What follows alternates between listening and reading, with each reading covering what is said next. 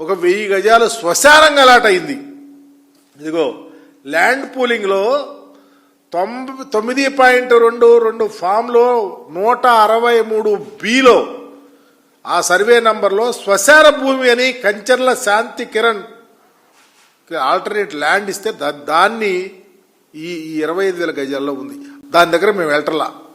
మేము అడిగేది ఒక్కటే, ప్రజలందరికీ 50 కోట్లు అని చెప్పి మీరు 3,000 కోట్లు 3 కోట్ల కొంటాం ఏంటని అడుగుతా ఉన్నా. అక్కడ ఏది తప్పు? ప్రజలను మోసం చేస్తారా, ప్రభుత్వాన్ని మోసం చేస్తారా? సమాధానం చెప్పమని చంద్రబాబు గారిని అడుగుతా ఉన్నా. ఎందుకంటే మీరు తమ్మిని బిమ్మిని చేస్తారు. రాజధాని ప్రాంతంలో మీరు పేదవారికి జగన్మోహన్ రెడ్డి గారు 54,000 పైగా ఇళ్ల స్థలాలు ఇస్తే డెమోగ్రాఫికల్ ఇంబ్యాలెన్స్ వస్తుందని చెప్పేసి దాన్ని మీరు క్యాన్సిల్ చేశారు. దాంతోపాటు అది ఎంత దారుణం అంటే ఈ మధ్య క్యాబినెట్లో R5 జోన్ అని చెప్పేసి దాన్ని రద్దు చేశారు. మీరేమో రాజధాని ప్రాంతంలో సౌధాలు నిర్మించుకోవచ్చు, మీరు కొన్న భూమి ప్రక్కన రెసిడెన్షియల్ సౌత్ దరిదాపు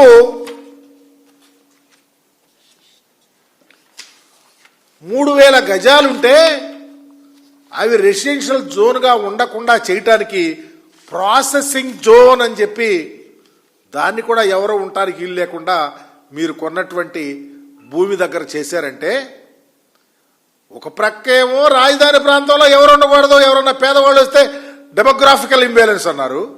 మీ ఇంటి ప్రక్కన ఖాళీగా ఉన్న స్థలాన్ని కూడా ప్రాసెసింగ్ గ్రీన్ బెల్ట్గా దీన్ని ప్రక్కన పడేశారంటే మీ ఆలోచన ఏంటి? ప్రజలు ఉండాలనా, ఈ రాజధానిలో ఉండొద్దనా? ప్రజలను మోసం చేస్తూనేమో 50 కోట్ల దాన్ని మీరు 3 కోట్లకు కొన్నారు. ప్రజలు ఉంటాకి మీ స్థలం ప్రక్కన 3,000 గజాలు ఉంటేనే దాన్ని గ్రీన్ బెల్ట్గా పెట్టారు. అంటే మీ యొక్క పరిపాలనలో రాజనీతి ఎంత దారుణంగా దాగి ఉందో, నిగూఢంగా అబద్ధాలు ఏ విధంగా వల్లిస్తా ఉన్నారో వీటిని చూస్తే ఇదిగో చూడండి.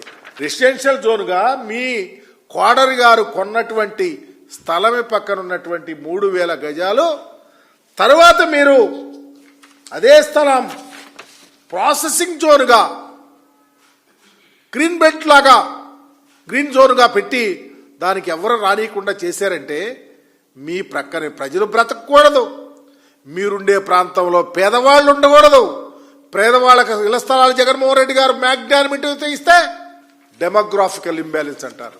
ఎటు పోతుంది రాజకీయం అని అడుగుతా ఉన్నాం. ఎవరికి ఉపయోగం అని అడుగుతా ఉన్నాం. ఎవరు ఉండాలి రాజధాని ప్రాంతంలో అడుగుతా ఉన్నాం. పేదవాళ్ళు ఉండకూడదు, మీ ప్రక్కన పౌరులు ప్రజలే ఉండకూడదు, మీ ప్రాంతం అంతా సువిశాలంగా ఉండాలా? ఈ రాష్ట్రాన్ని ఎటు తీసుకెళ్తారు చంద్రబాబు గారు అడుగుతా ఉన్నాం. జగన్మోహన్ రెడ్డి గారి పరిపాలనలో ఎక్కడన్నా మచ్చు తురకలాగి లాంటిది ఉందని అడుగుతా ఉన్నాం. పేదవారి స్థితిగతులు పెరగాలని, కుటుంబాలు బాగుండాలని, పేదవారు ఎక్కడైనా అందరితో సమానంగా బ్రతకాలని పరిపాలన చేసిన జగన్మోహన్ రెడ్డి గారిని ఈరోజు రాష్ట్రం యావత్తు తలుచుకుంటున్నారే.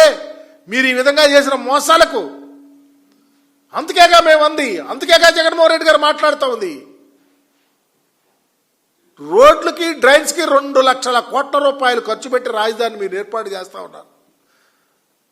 అందుకేగా మావిగాని వస్తే 26,000తో అయిపోతుంది, ఈ రాష్ట్రం బాగుంటుంది, డబ్బులు వస్తాయి, మిగిలిన ప్రాంతాలు బాగు చేసుకోవచ్చు, ప్రాజెక్టులు వస్తాయి, అనేకం చేసుకోవటానికి ఆస్కారం ఉందని జగన్మోహన్ రెడ్డి గారు చెప్తే దానిని వెర్రితల్లేసే విధంగా మీ పత్రికల్లో పొంకాలుగా రాపిస్తూ ఉన్నారు.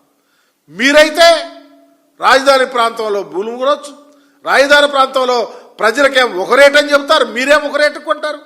అదే మీ ప్రాంతం మీ యొక్క భూమి పక్కనే ప్రజలను కూడదని గ్రీన్ జోన్ అని పెడతారు. ఏ విధంగా ఈ పరిపాలన సమాధానం చెప్పగలుగుతారు చంద్రబాబు గారిని అడుగుతా ఉన్నాం. అందుకనే ప్రజల్ని చంద్రబాబు గారి పరిపాలన ఇంత దారుణంగా ఉంది. రాజధానిలో ఎవ్వరూ ఉండటానికి బ్రతకటానికి ఆస్కారం కూడా లేని విధంగా పరిపాలన చేస్తూ ఉన్నారు. అందుకని నువ్వు ప్రజలను మోసం చేస్తున్నావా, ప్రభుత్వాన్ని మోసం చేస్తున్నావా? ఈ డబ్బులకి అకౌంటబిలిటీ ఎవరు? చంద్రబాబు గారిని అడుగుతూ రాజధాని ప్రాంతంలో చంద్రబాబు గారి యొక్క అకృత్యాలు అనేకం జరుగుతూ ఉన్నాయి. ఈరోజు ఓలి ధనాపేక్షనే తప్ప ప్రజా సంక్షేమం అనేది, ప్రజల యొక్క మనుగడ అనేది శూన్యంగా ఈరోజు చంద్రబాబు గారి పరిపాలన నడుస్తూ ఉందని చెప్పడానికి ఇది ఒక ఉదాహరణగా మీకు తెలియపరుస్తా ఉన్నా.